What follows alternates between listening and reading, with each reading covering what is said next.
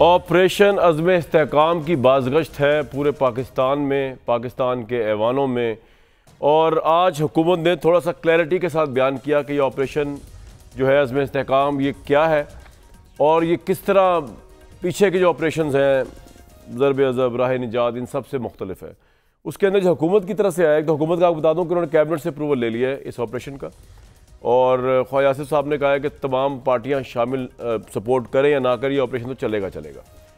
अब prime minister ने वफाकी काबीना को ये बताया कि अवाम को किसी परेशानी का सामना नहीं करना पड़ेगा इस ऑपरेशन में। उस तरह का ऑपरेशन नहीं जिसके अंदर कोई हमले हो रहे हैं, अटैक हो रहे हैं और अवाम को कोई बैटल ग्राउंड बन सर्जरी है जिसके अंदर अवाम को जो है वो पहले नकल मकानी करानी पड़ेगी। सवात के अंदर हुआ था, IDPs बन गए थे। इस तरह कोई चक्कर नहीं होने लगा। ये ऑपरेशन किसी और नोयत का है और इसके अंदर जो है नकल मकानी आबादी के लिए होगी, ये मखसूस इलाके भी नहीं होगा। एक ओवरऑल इंतहा पसंदी और टेररिज्म को आई थिंक इसमें फोकस किया जा रहा है और इसमें ऑब्जेक्टिव जो है वो ऑब्वियसली पाकिस्तान की economic, political and overall security की स्टेबिलिटी के हैं।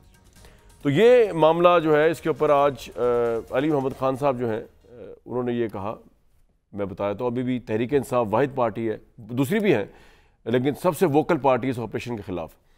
अली मोहम्मद खान ने आज कहा कि उन्होंने एक इंटरेस्टिंग शर्त रखी, इसमें इमरान खान साहब को इन्वॉल्व किया। ज़रा वो सुन लें आप कि अगर ऐसे होगा तो फिर हम देखेंगे क्या करना है।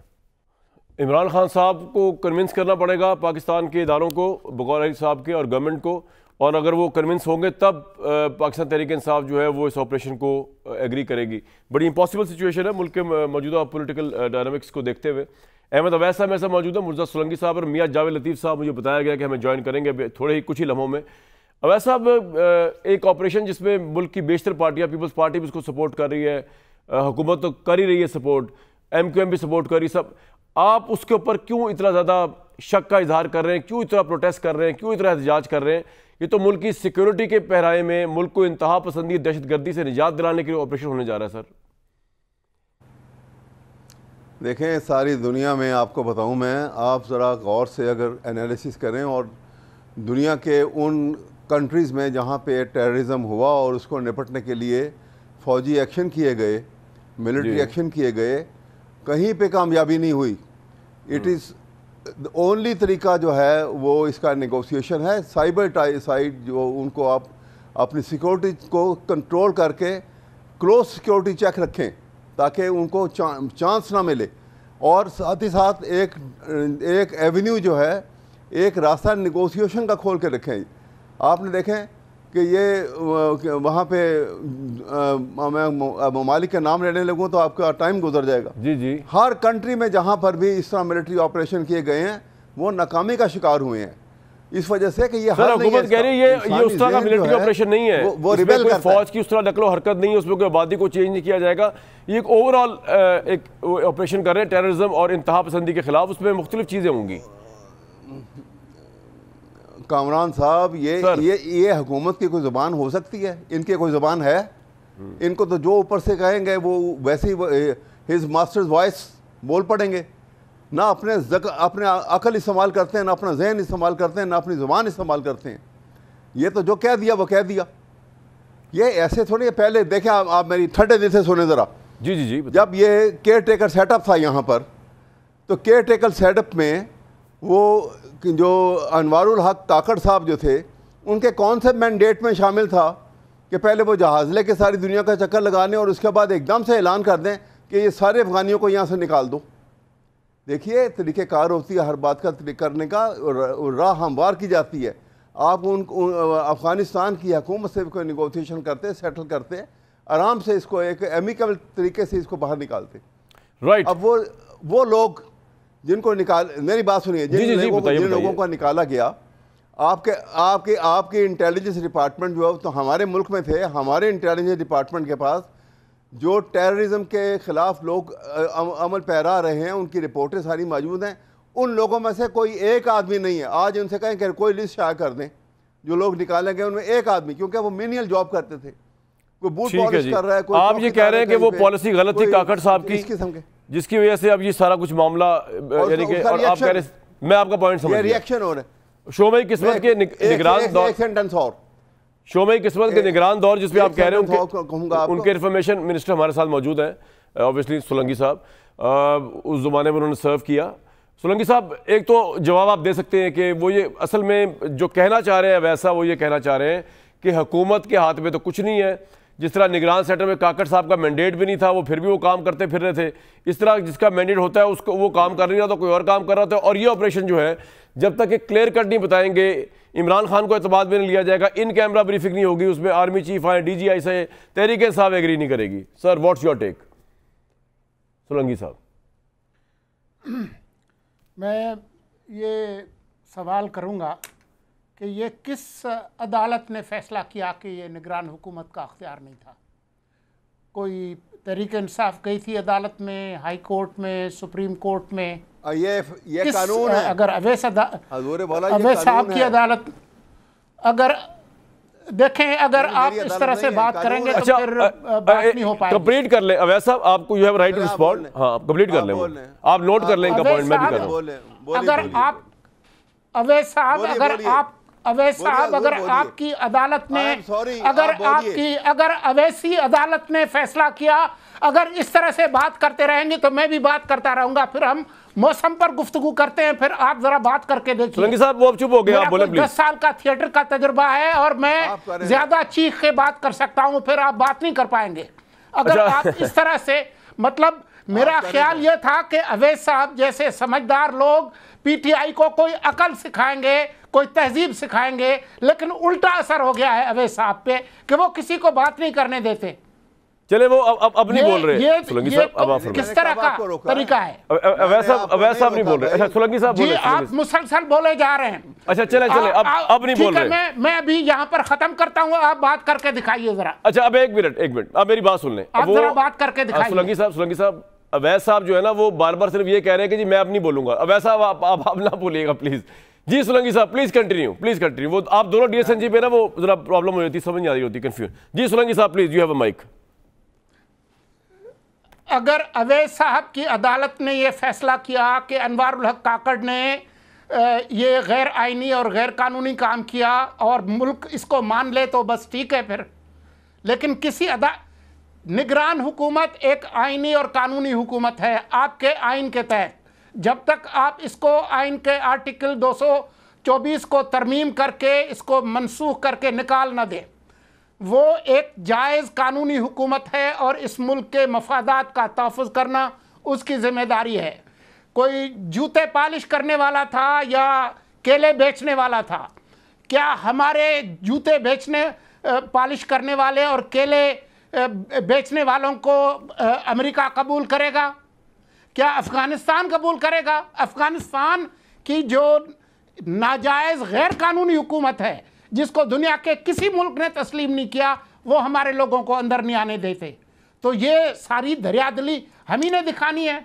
जो 5-6 लाख लोग भेजे गए वो लोग थे जिनके पास कोई दस्तावेज़ नहीं था, जिनके पास कोई पासपोर्ट नहीं था, जिनके पास कोई वीज़ा नहीं था। वो गैर कानूनी तौर पर यहाँ थे। जब उनको निकाला गया तो उनके फिंगरप्रिंट्स लिए गए और उन्हें कहा गया आप अपने महबूब वतन में वापस जाएं, पासपोर्ट हासिल करें, वीज़ा लेकर आ जाएं, हम आपको खुशामदीद कहेंगे। इसमें क्या गलत काम किया निगरान हुकूमत ने? अच्छा, अब जरा रुक जाइए सोलंकी साहब, अगर आपको एक मिनट इस बात पे जरा, मैं अवैस साहब यू राइट टू रिस्पॉन्ड, वो कह रहे हैं निगरान हुकूमत का ये मैंडेट था। क्विकली उसके बाद मैंने अगला सवाल पूछा सोलंकी साहब से। जी अवैस साहब, अब मैं आपसे बात करूं। देखिए, निगरान हुकूमत का मैंडेट जो है वो इलेक्शन एक्ट 2017 के सेक्शन 230 के अंदर बड़े वाज़िया तरीके से लिखा हुआ है। कोई ऐसा काम जिसकी परमानेंट बेस हो, जिसमें पॉलिसी मेकिंग हो, जिसमें प्रोजेक्ट जो है उसकी मेकिंग हो, वो कोई काम करने का उसको मैंडेट नहीं है। ये बड़ा वाज़िया तौर पर लिखा हुआ है। उसका एक काम है बुनियादी तौर पे, to facilitate Election Commission for fair, transparent and. लेकिन अवैस साहब, मुझे एक सवाल का जवाब दें। आप पाकिस्तान के जो दोस्त, मेरा सवाल, अच्छा चले कर लें, आप कर लें सर, कर लें, मेरा भी सवाल कर लूँ। जी मैं आपके सामने अर्ज कर रहा हूँ कि देखिए, ये मैं इसीलिए मैंने आपसे पहली बात की कि जहाज़ लेके फॉरेन कंट्रीज़ में अमेरिका से लेके सारे यूरोप का चक्कर लगाना, ये कौन से इनके उस फेयर ट्रांसपेरेंट इलेक्शन का मैंडेट में शामिल था? नहीं था।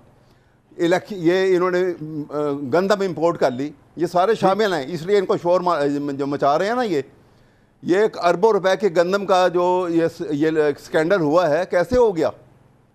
वो कोई पूछने वाला नहीं है। अरबों की गंदमों के स्कैंडल का जवाब सोलंकी साहब फिर दे देंगे, लेकिन अब मेरा एक सवाल सुन लें। वैसा बात ये, आप ये कह रहे हैं, जो मैं समझे, आप कह रहे हैं कि जी ये जो केपी वगैरह के अंदर कोई दहशतगर्दी की या फाटा वगैरह में इन इलाकों में जो लहर आई है, ये जस्टिफाई हम करें इस बात पे कि क्योंकि हमने गैर कानूनी अफगानियों को वापस भेजा तो अब उसके रिएक्शन में सब कुछ हो रहा है, हम इसको जस्टिफाई करें सर आज बैठ के इस बात को? मैं आपको ये बता रहा हूँ ना, देखिए मैं ये कह रहा हूँ कि ये लोग जो हैं कोई 1 साल से 2 साल से नहीं, एक अरसे से बैठे थे ना, आपने निकालना है उनको। ये वो टेम्पररी थे, जाहिर है कि वो हमारे सिटीजन नहीं थे, मैं ये नहीं कह रहा, लेकिन हर एक काम करने का कोई तरीक़ेकार होता है। आप कह रहे तरीका सही था, चलो ठीक है, पॉइंट आ गया आपका, और सर पॉइंट आ गया बिल्कुल। आप कह रहे तरीकाकार सही नहीं था, लेकिन मैं सिर्फ ये कह रहा हूं कि इसको टेररिज्म की लहर के साथ ना जोड़ा जाए। हम जब बात कर रहे हैं जी मुल्क के अंदर टेररिज्म की लहर चल रही है, तो हम अगर इस पॉइंट को लेके आएंगे, इसका मतलब ये होगा कि we are providing an alibi और justification for the terrorist and their reaction, और जो आपके सामने आई है जी।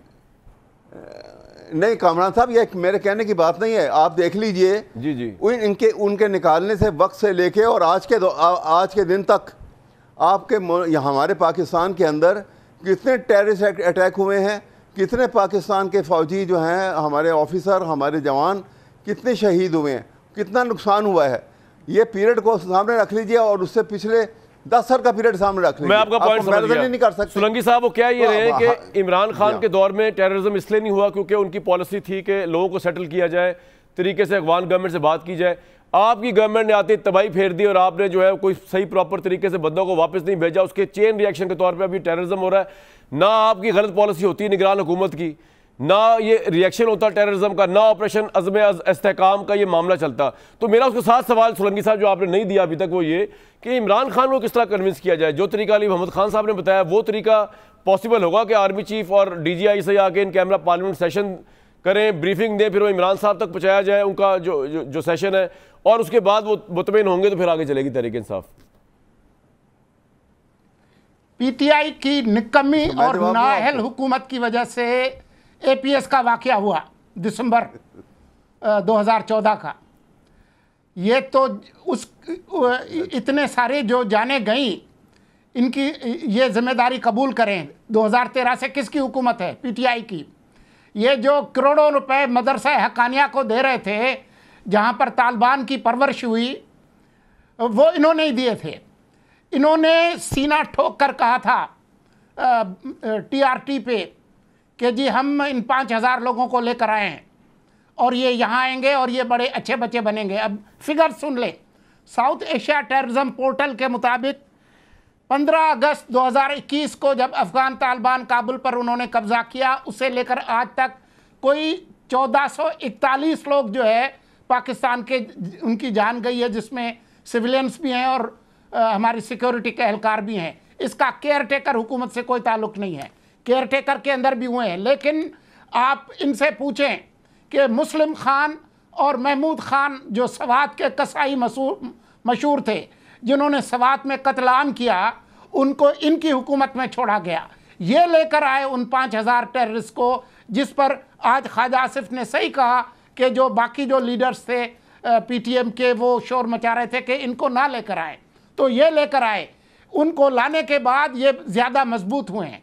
तो ये हैं वो हकायक। और ये कहना कि जी वो जहाज़ लेकर क्यों गए थे, तो वो अगली दफ़ा जब मिलेंगे काकड़ साहब, मैं उनसे कहूँगा कि अगली बार जब आप निगरान वजीर बने तो खच्चर पे जाए।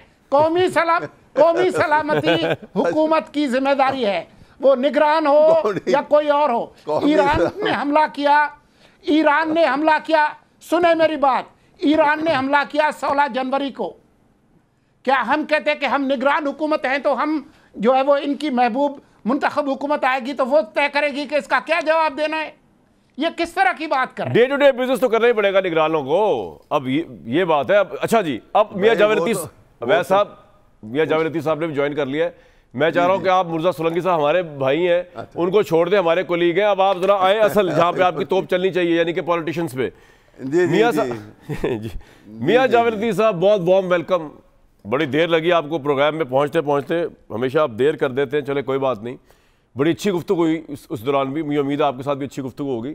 मेरे भाई, ये जो ऑपरेशन अज़्म इस्तेहकाम है, इसमें पूरी कौम खड़ी हुई है सिवाय तहरीक इंसाफ, मौलाना फजल रहमान, बाकी तो किसी में बात नहीं करता।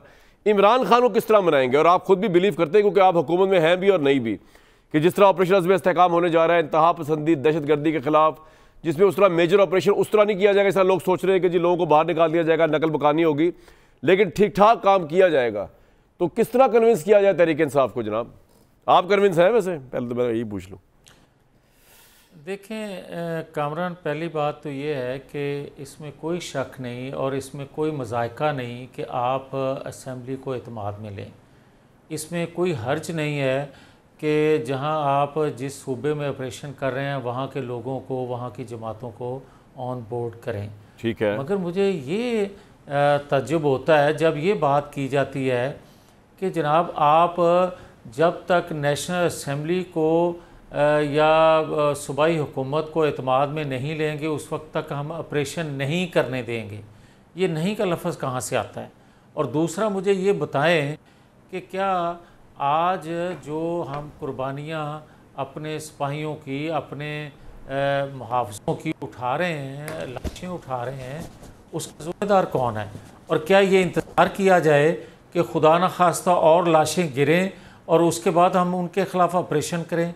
और मैं आज सवाल करता हूँ एक आपके तवस्सुत से कि मुझे ये कोई बताए कि 5000 से ज़ायद लोगों को जब आपने जेलों से छोड़ा था, जो दोबारा अफ़गानिस्तान गए, क्या उन लोगों को छोड़ने से पहले आपने असेंबली को ऑन बोर्ड लिया था?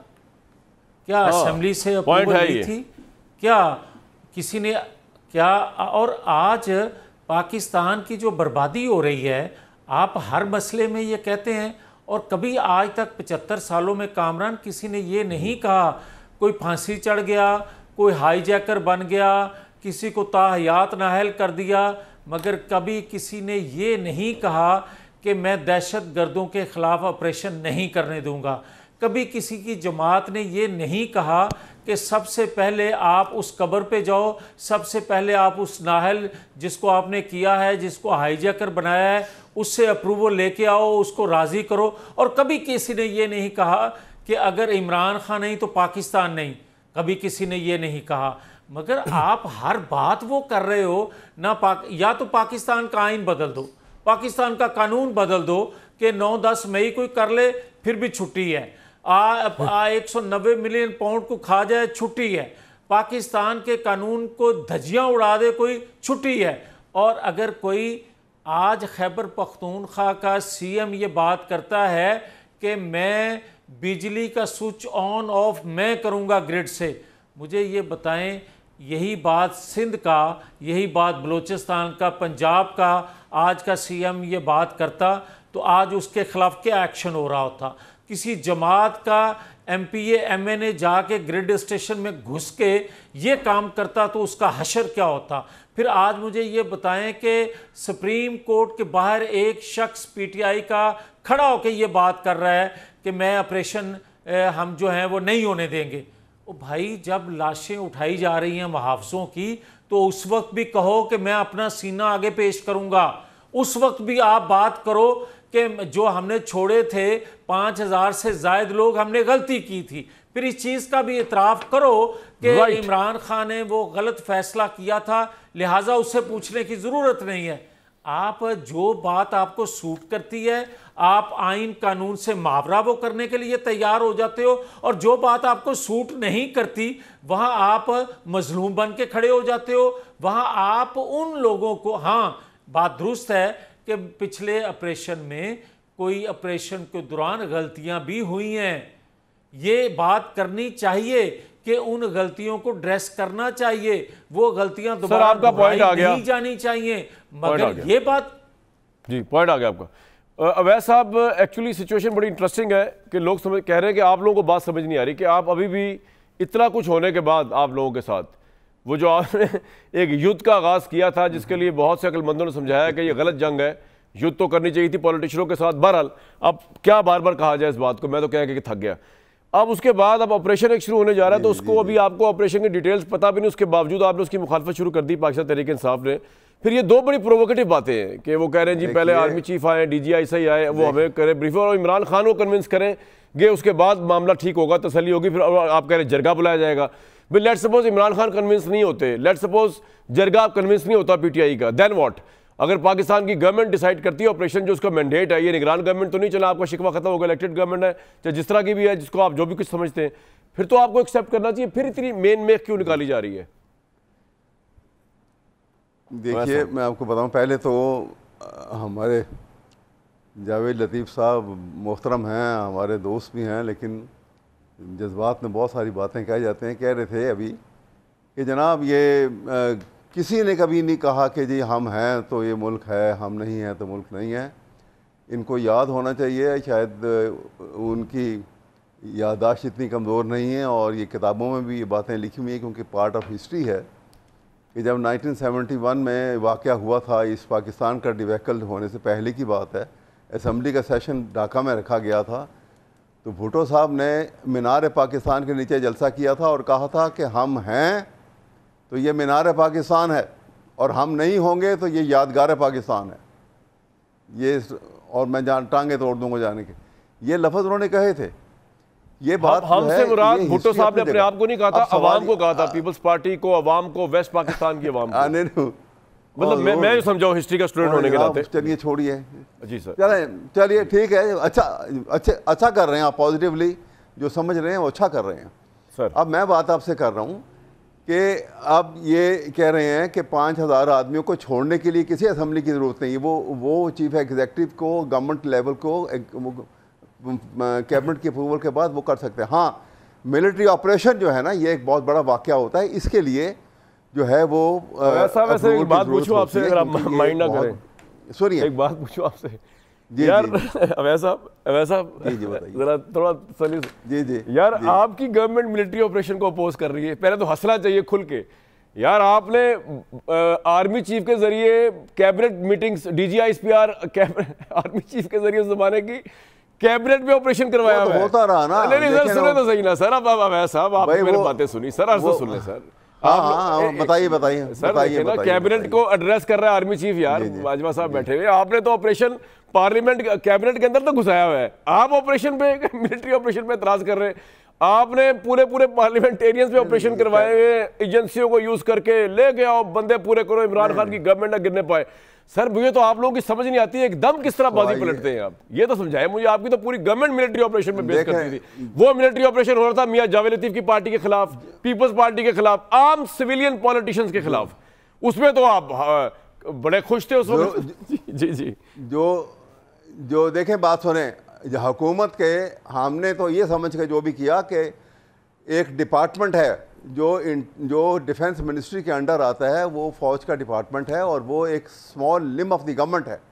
गवर्नमेंट जब चाहे उनको इस्तेमाल के लिए ला सकती है जब ज़रूरत महसूस करे, लेकिन ये नहीं हो सकता। हम इसलिए अपोज कर रहे हैं कि एक लिम ऑफ द गवर्नमेंट जो है वो पूरे मुल्क की पॉलिटिक्स का जो है वो जिम्मेदारी उठा के और अपनी मर्जी से चलाने लगे। बिल्कुल ठीक है sir, limb of the government है, उसके बाद सब कुछ कर सकती है फौज ना।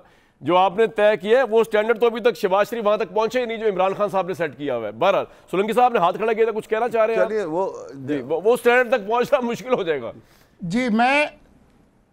अच्छा, मैं आपको बात बताऊं, एक मिनट सोलंकी साहब ठहर जाइए। मैंने इमरान खान साहब को जो लाइक किया था ना उस जमाने में जब वो प्राइम मिनिस्टर नहीं बने थे, बुज़दार को, उससे पहले तक वो मैं उनको बहुत लाइक करता था, इस वजह से कि वो कहते थे कि कैप्टन वो होता है, लीडर वो होता है जो डोमिनेट नहीं होता नाजायज़ प्रेशर से किसी और से। मैंने कहा यार ये बंदा जो है ना ये सही बंदा है, और मुझे क्या पता कि जनाब ये जो इनको वोट पड़ रहा है इमरान साहब को, ये तो वोट ही किसी और का था। लेकिन बहरहाल ये धोखा जो अवाम को हुआ, ये अवाम को, ये तारीख में लिखा जाएगा, मैं खुद लिखूंगा तारीख, जिस तरह मैंने गांधी में किताब लिखी है ना, ये बिट्रेल ऑफ दिस, ये जो हुआ ना इस सदी का जो इमरान खान साहब ने दिया, वो मैं जरूर लिखूंगा उसके ऊपर। जी सोलंकी साहब।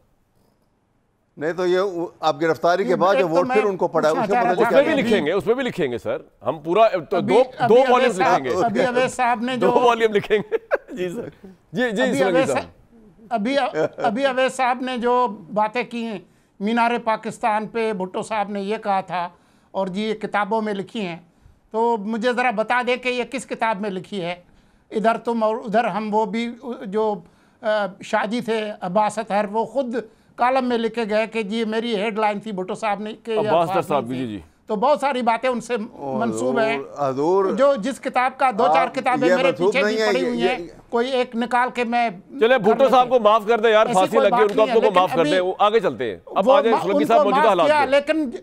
लेकिन अवैध साहब जो है वो माहिर कानून के साथ वो मिलिट्री हिस्टोरियन भी हैं। अभी उन्होंने दावा किया कि दुनिया में कहीं भी उन्होंने दावा किया कि दुनिया में कहीं भी फौजी ताकत के साथ दहशतगर्दी को ख़त्म नहीं किया गया। अब आप आ जाएं जी श्रीलंका पे, वहाँ पर उन्होंने फूंक पड़कर दहशतगर्दी को ख़त्म किया था।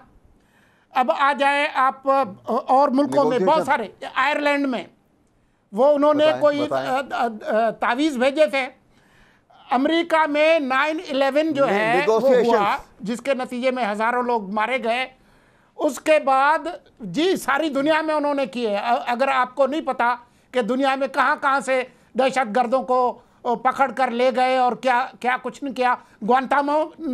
ग्वांतानामो बे क्यूबा का नाम सुना है आपने?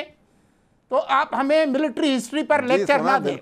बात यह है कि हमें अपनी तारीख हमें मालूम है। कोई 17-18 अवैध साहब, फिर मैं आपको बात नहीं करनी दूंगा, फिर आप जरा बात करके दिखाएं। 17-18 हमने मुआहदे किए अफगान पाकिस्तानी तालिबान के साथ। तमाम मुआहदों का फायदा तालिबान ने उठाया। हमने 80,000 लोग गंवाए, $130 बिलियन का नुकसान हुआ। 15 अगस्त में आपके जो अडियाला वाली सरकार, जो 5,000 अपने महबूब टीटीपी के लोग लेकर आए, उन्होंने आप तमाम फिगर्स देखे, उनके आने के बाद दहशतगर्दी आसमान को गई है। हमारे नौजवान मारे जा रहे हैं, हमारे फौजी मारे जा रहे हैं। आपके जो नए महबूब हैं मौलाना फजल रहमान, जिनकी मोहब्बत के लिए आपका दिल जो है धड़क रहा है, कल उन्होंने कहा है कि खैबर पख्तूनख्वा में पुलिस वाले थाने से बाहर नहीं निकल सकते रात के भर। ये हाल है आपके सूबे का, और आप जो है आपके चीफ मिनिस्टर टिक टाकर बने हुए हैं, और आप यहाँ कहते हैं कि जी हम जो है वो फौजी ऑपरेशन। क्या इसकी वजाहत हुई है कि किस तरह का ऑपरेशन होगा? आपको अज़्म से डर है, आपको इस्तेहकाम से डर है, किस चीज़ से तकलीफ है वो ज़रा बता दें। राइट, इसके ब्रेक के बाद लेंगे। मियाँ साहब कुछ कहना चाह रहे हैं आप? ये तकलीफ क्या है, ये वैसा सर ब्रेक के बाद बता दीजिएगा, बड़ा लंबा हो गया टाइम। जरूर बताइएगा आपको किस चीज़ की तकलीफ है। मियाँ साहब आपने हाथ खड़ा किया था, आप लेट आए थे, कुछ कहना चाह रहे हैं? 1 मिनट या ब्रेक के बाद ही बता दें कुछ कहना चाह रहे हैं तो। मैं कामरान, बदकिस्मती मैं बार बार ये कहूँगा कि अहमद अवैस जैसे सीनियर लोग भी जब झूठ का सहारा लेंगे, जो रवायत बन चुकी है पीटीआई की, उससे तकलीफ़ ये होती है कि जिसको आप नेल्सन मंडेला बना के पेश कर रहे हैं कौम के सामने, वो तो आज भी कह रहे हैं उन्हीं से बात करूंगा। वो आज जिनको सादक और अमीन कहता है, या जिनको मीर जाफ़र सादक कहता था, रातों को छुप के उनसे मिलता था, उनका तो मसला ये है कि इक़्तिदार दो, बाकी जो मर्जी कर दो, कोई आइन नहीं, कोई कानून तो नहीं, कोई रवायात नहीं, कोई इस्तेहकाम नहीं पाकिस्तान का। स्टेटमेंट में चलाया था, ख्वाजा साहब स्टेटमेंट के बाद ब्रेक होगी। ख्वाजा साहब ने क्या कहा? मिलते सभी है भाई, कोई ऐसी बात नहीं है, मिलने में क्या बुराई है यार, आप भी मिला करें अगर आपको कोई मिलने दे। दिखाएं ख्वाजा साहब ने क्या कहा जी। तो ये मामला था, ये ख्वाजा आसिफ साहब भी दे रहे थे आदिल शाह साहब को इंटरव्यू। मैं एक ब्रेक के बाद वापस आऊँगा और ये भी जानने की कोशिश करेंगे कि इतना बड़ा ऑपरेशन जो होने जा रहा है मुल्क के लिए, उसमें नवाज शरीफ साहब भी सुना बड़े मुतहरिक हो रहे हैं, वो भी कुछ रोल प्ले करेंगे सियासी पॉइंट ऑफ व्यू से या नहीं करेंगे, इन तमाम चीज़ों पे। और अवैस साहब को तकलीफ क्या है, ये दोनों पार्टिसिपेंट्स पूछ रहे हैं। ऑपरेशन अज़्म इस्तेहकाम के ऊपर तमाम पॉलिटिकल पार्टीज़ का एक होना, ये अब हुकूमत के लिए कोई बहुत बड़ा चैलेंज नहीं है। कोई हुकूमत ने ये पॉलिसी ली है कि जनाब ऑपरेशन तो हमने करना है, तमाम लोग साथ हों या ना हों, तो फैसला आप कर लें, आपने इस कौमी धारे में शामिल होना है अवैस साहब या नहीं होना, बाकी ऑपरेशन तो होने जा रहा है। और मेरा नहीं ख्याल कोई सूबाई गवर्नमेंट जो है या कोई पॉलिटिकल पार्टी जो है, चाहे जितनी पॉपुलर क्यों ना हो, उसको रोक पाएगी। नहीं, हमने कब हमने ये दावा किया ही नहीं कि हम रोक ही नहीं सकता कोई, ये करना चाहेंगे तो करेंगे। देखिए ना, वो एक आदमी बंदूक की ताकत के ऊपर कोई काम कर रहा है तो दूसरा आदमी जो है वो खड़ा होकर तो नहीं रोक सकता उसको। How can it is possible? इसलिए वो अलग बात है। अभी मैं थोड़ी सी, अगर आप इजाज़त देंगे ना, तो मैं थोड़ा सा एक जो इन्होंने बड़ी लंबी चौड़ी बातें की हैं, थोड़ी सी उनका जवाब जी फरमाइए सर दे दूँ मैं। फरमाइए। देखिए अभी इन्होंने कहा कि जी वो अफ़गानिस्तान में वो तालिबान और अमेरिका ने वहाँ पे ये किया और फलां किया। भैया अफ़गानिस्तान में जो कुछ हुआ, जो जंगें जो लड़ा गया और जो पाकिस्तान का रोल था और जो वहाँ पे अमेरिका की हमने आंखें बंद करके जैसे सपोर्ट की और उसके खमियाजे भुगते, हम तो जब भी ख़िलाफ़ थे उसके। मैं तो बड़ा ओपनली पर्सनली भी ख़िलाफ़ था और इसमें हमारी जमात भी उसके ख़िलाफ़ थी और बहुत सारे लोग और बहुत सारी पार्टियां भी और ख़िलाफ़ थी। लेकिन क्योंकि फ़ौजी हुकूमत थी, उनका एक फ़ैसला था कि ये उन्होंने करना है, इट वाज डन। और उसके नतायज, उसके रेपरकशन जो हैं आज तक हम भुगत रहे हैं। टेररिज्म के ऊपर जितना हमने खर्च किया, जितना हमें नुकसान हुआ, आपका पॉइंट आ गया, इस पे मैं जरा रिस्पांस ले लूं और वो आज तक बाकी लोगों का एक आ गया। एक मिनट नहीं अभी ना लें, एक मिनट। दूसरी इन्होंने कहा कि जी ये जो मैंने कह दिया कि वो मीनार पाकिस्तान वाली बात ये कहाँ लिखी हुई है, तो मैं ऐसे अपने पास से कर रहा हूँ। ये तमाम टीवी चैनल जो उस वक्त इन ऑपरेशन थे, चंद थे बिल्कुल, उनके अंदर वो रिकॉर्डेड वीडियोस अभी भी महफूज हैं। और इसके साथ आप वो अगर भुट्टो साहब की इफ़ आई एम असैसिनेटेड किताब पढ़ लीजिए, उसमें वो खुद लिख रहे हैं कि जब वहाँ पे मिलिट्री एक्शन हो रहा था ढाका में, तो मैं इंटरकॉन्टिनेंटल की बालकनी से वो देख रहा था। किताब के अंदर लिखा हुआ है। और वो क्या हुआ फिर, ये कहते हैं कि जी टेररिज्म रोक लिया। वो इतना बड़ा मिलिट्री एक्शन करके वो ढाके को आपने रोक लिया था मशरक़ी पाकिस्तान के। एक मेजॉरिटी सूबा हमसे अलग हो गया। सर पॉइंट आ गया आपका, अल्लाह ना माफ करे, यहाँ पर कोई सिविल वॉर नहीं चल रही सर, ये बंगाल वाले हालात नहीं हुए हुए। वैसा आप बहुत ही आगे चले जाते हैं, बहुत ही पीछे चले जाते हैं सर। जी आप आपका हिस्टोरिकल, मैं इसीलिए इनकी बात का सर आ गया जवाब, लेकिन आपने जो मिसाल जो कंट्रीब्यूशन जी मियां जावेद लतीफ़ साहब, मियां साहब इनको भी रिस्पॉन्ड कर दें। नवाज शरीफ साहब किस रोल में आ रहे हैं, सुना मुतहरिक हो रहे?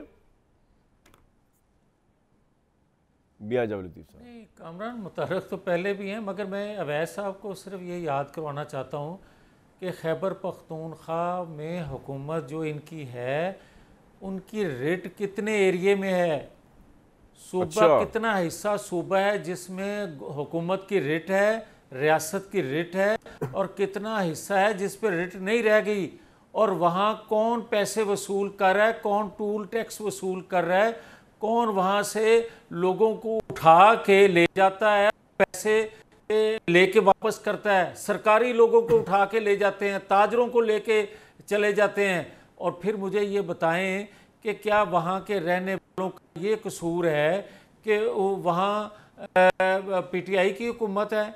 और अगर पीटीआई की हुकूमत है तो भाई अमन कायम करके दिखाएं ना। आप ये कहते हैं कि ऑपरेशन कोई हल नहीं होता, तो आप डायलॉग उनसे करके अमन कायम करके दिखाएं हमें, तो फिर कोई आपकी बात सुनने के लिए भी तैयार होगा। मगर आप जो बात करते हैं कि जनाब चीफ एग्जीक्यूटिव था तो उसने अपने आर्डर से, उसने अपने इख्तियार से 5-6 हज़ार बंदों को छोड़ दिया। ओ भाई, वो 5-6 हज़ार बंदे नहीं थे, वो दहशतगर्द थे। आप कुलभूषण को छोड़ते हैं तो वो भी आप चीफ एग्जीक्यूटिव के तौर पे नहीं छोड़ते, आपको एतमाद में तमाम अदारों को लेना पड़ता है, असेंबली को लेना पड़ता है एतमाद में। तो आज आप 5-6 हज़ार बंदा छोड़ रहे हैं, और वो भी दहशतगर्द छोड़ रहे हैं जो पाकिस्तान का अमन तबाह करने वाले थे, और आज पाकिस्तान के अदारे भुगत रहे हैं, पाकिस्तानी कौम भुगत रही है, और आप कह रहे हैं चीफ एग्जीक्यूटिव ने ये फैसला किया था। तो फिर आप मान जाए ना कि चीफ एग्जीक्यूटिव का किया हुआ फैसला गलत था।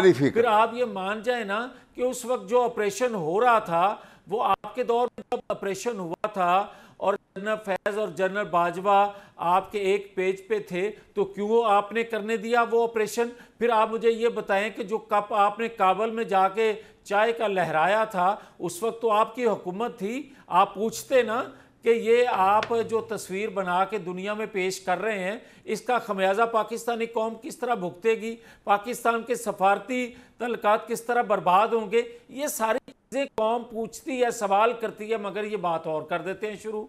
हाँ जी अवैस साहब, इतने सवालों का जवाब है भाई। आप ये लॉफ्टी स्टेटमेंट है, ये सब झूठ बोल रहे हैं। अच्छा? 5,000 आदमी कहीं निकले हैं पूरे, ये सारी इनके लॉफ्टी स्टेटमेंट हैं जो अपने ऑफ द कफ कह रहे हैं ये। अच्छा सुरंगी साहब, आपके दौर में क्या पोजीशन टेररिज्म? जी झूठ चलता है। मैं आपको एक अभी अभी अभी अवैस भाई जो है वो हमें तारीख पढ़ा रहे थे और अभी परवेज़ मुशर्रफ के बारे में उन्होंने कहा कि उन्होंने बड़ा जुल्म किया, अमेरिका का साथ दिया। तो ये ज़रा उनसे पूछ लें कि परवेज़ मुशर्रफ का जो फ्रॉड रेफरेंडम था उसके चीफ पोलिंग एजेंट कौन थे, उसका ज़रा नाम ज़रा मालूम करें। और 9/11 के बाद एसोसिएटेड प्रेस के साथ सामने खड़े हुए अकबर एस बाबर भी खड़े हैं, वहाँ उन्होंने कहा कि जो सदर मुशर्रफ ने किया है अमेरिका की हिमायत का ऐलान, ये बिल्कुल बेहतर फैसला है, जिस तरह के हालात हैं उसमें और कुछ हो ही नहीं सकता था, बहुत शानदार कदम है।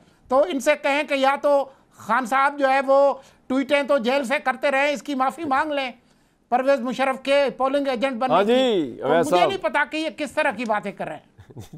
मैं अगर ये खुसरंगी साहब ने कभी इनको याद होता या इन्होंने जरा सा पीछे वाक़यात देखे होते, मैं वो प्रेसिडेंट हूँ हाईकोर्ट। सुनिए एक मिनट एक बात कहने दीजिए, एक मिनट। मैं ये सर्वर्स कर रहा हूँ कि मैं एज प्रेसिडेंट हाईकोर्ट बार 2004 में ऑन रिकॉर्ड है परवेज़ मुशर्रफ के खिलाफ, जब वो पावरफुल था और ये माफ़ी मांग के 10 साल के लिए बाहर चले गए थे मियाँ साहबान, मैंने उसको ट्रायल के लिए ऐलान किया था और उसको कहा था ये घर पर है और ये आर्टिकल 6 में ट्रायल करो इसका। मैं ये बात कहना चाहता था, मगर अवैस साहब की उम्र का तकाजा है, ये अवैस साहब की उम्र का तकाजा है। मैं एहतराम तो करता हूँ, मगर अब शायद सठिया गए हैं, अब उनको ये ये लफ्ज़ लगा कि मैंने बात करनी क्या है। ये लफ्ज़ लगा ये लफ्ज़ मैं स्पीकर कौमी असेंबली के तौर पे हज़फ करता हूं। नहीं, मेरा बड़ा अच्छा तल्लुक है, अच्छा ताल्लुक आप रखें यार, अच्छा तल्लुक है। मैं तो कह रहा हूं कि ये नाट से कह रहे हैं आर्टिकल 6 की अदालत ने जिसमें वैसे मैंने एक हिसाब लगाया आर्टिकल 6 अब आप तीनों हजरात लगाने पे मैं आपको बताऊं सर, सुने आप तीनों हजरात, हैरानगी की बात यह है कि इस मुल्क के अंदर इस्टेब्लिशमेंट ने हमारे सारे सियासत नहीं सबको दिखाएं भाई, सारे सियासतदान हीरोज जो है उनको पाल पोस के गोदियों में उठा के खिला के कंधों में, यानी कि आप जहां जाएंगे, क्या इधर मियां नवाज शरीफ साहब, क्या इधर मियां शहबाज शरीफ साहब, क्या इधर इमरान खान, आपको हर जगह इनके नक्शे कौन मिलेंगे। ये हमारे सियासतदान ऐसे गोदियों में खेले। उसके बाद होता क्या है, फौजी माइंड जो है ना, देखिए मैंने भी ISSB का एग्जाम दिया, रिकमेंड हुआ था मैं पाकिस्तान आर्मी की ट्रेनिंग के लिए, मेरी आधी फैमिली जो है वो फौज में, जो मैं समझाऊं फौज को। उसका नुकसान फौज का माइंड क्या है, फौज है यस और नो के दरमियान, ग्रे एरियाज नहीं है। वो कहते हैं यार इनको पाल पोस के बड़ा करते हैं और ये हमें आंखें दिखाते हैं, वो उसको समझ नहीं आती बात कि ये हुआ क्या। सबसे बड़ी बात ये है कि ये ना मियां जावेद लतीफ साहब जब आंखें दिखाते हैं वो समझ नहीं आती, जब अवैस साहब आंखें दिखाते हैं वो समझ नहीं आती। इसलिए मैं और मुर्जा सोलंकी जो है ना वो साहब जो है वो सही चल रहे हैं कि हम समझें कि है क्या, आप भी समझें, वरना नादानों बहुत देर हो जाएगी। बड़ा मजा आया जी आज सोलंकी साहब को सुनने का, अवैस साहब को सुनने का, मियां जावेद लतीफ साहब को भी सुनने का। नहीं, सबसे ज्यादा मजा मुझे अपने तजिए का है। उम्मीद दीजिए कल तक इजाजत।